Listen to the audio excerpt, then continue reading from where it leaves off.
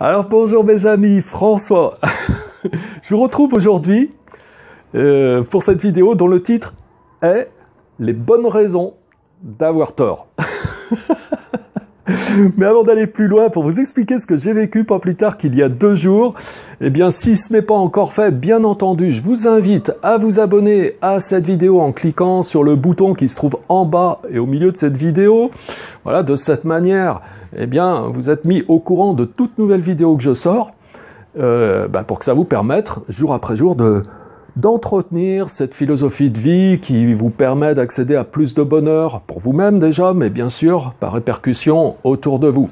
Voilà.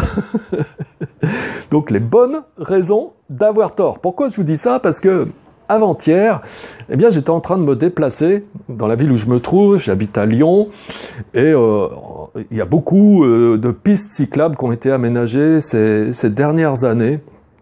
Alors prétendument pour le mieux vivre ensemble, pour des questions écologiques, etc., etc. Alors je suis pas sûr qu'il y ait que ça, mais enfin bref, ça c'est un autre débat.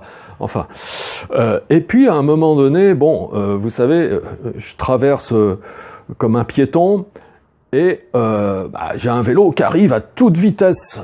Et donc, je me recule parce que je tiens pas à rentrer en collision avec ce vélo qui arrive à toute vitesse.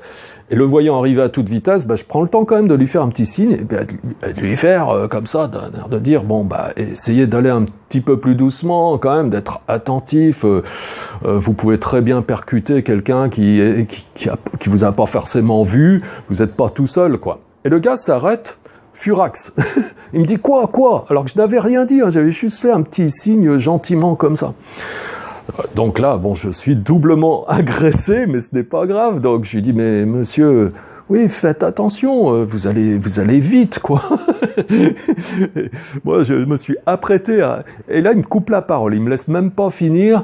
Il me dit, oui, mais bon, vous aviez rouge. En fait, il avait tort, parce que depuis le temps qu'on était en train de discuter, là, c'était rouge.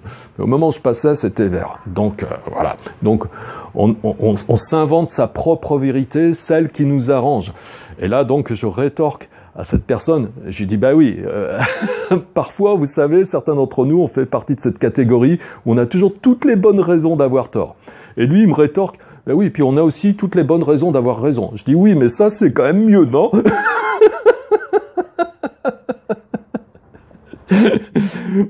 Et c'est terrible, hein, dès qu'on est sur un engin, alors dans la voiture c'est encore pire, bien entendu, ça je vais pas vous faire un dessin, tout le monde a fait l'expérience. L'autre fois, alors sans parler de la voiture, c'était une trottinette hein, qui m'est passée sur ma gauche alors que j'étais sur un trottoir et qui roulait, qui se déplaçait à toute vitesse sur le trottoir.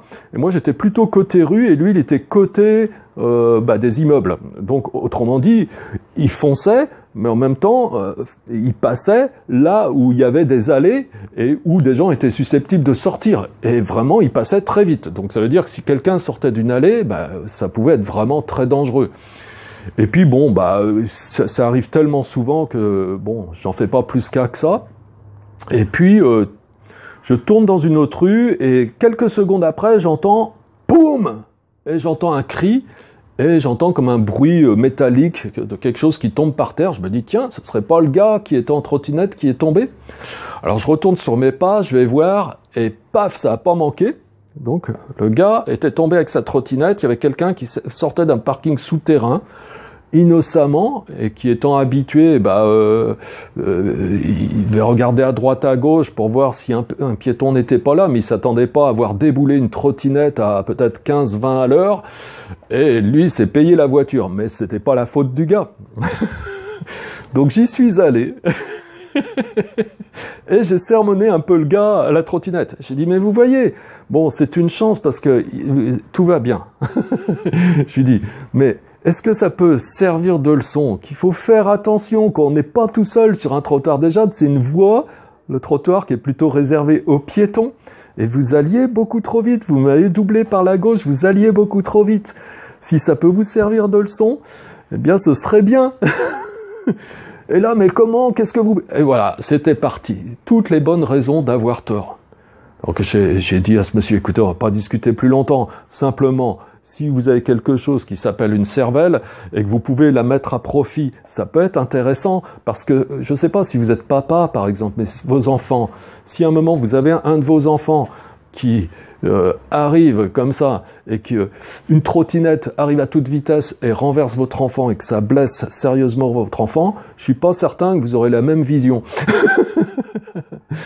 Bon, mais tout ça pour dire que dans des situations courantes de la vie, on prend des habitudes et quand on prend des habitudes, ben on est dans une espèce de brouillard, on a l'impression que tout est acquis, que les choses sont normales et puis qu'il n'y a rien à y redire et on ne prend même pas le temps de réfléchir à notre comportement. Donc, mes amis, je sais pas, mais soyez attentifs. Regardez déjà autour de vous le spectacle qui s'offre à vous. Hein, de tous ces gens qui font des choses de manière complètement inconsciente. Voilà. Et évitons d'être comme ça, c'est clair.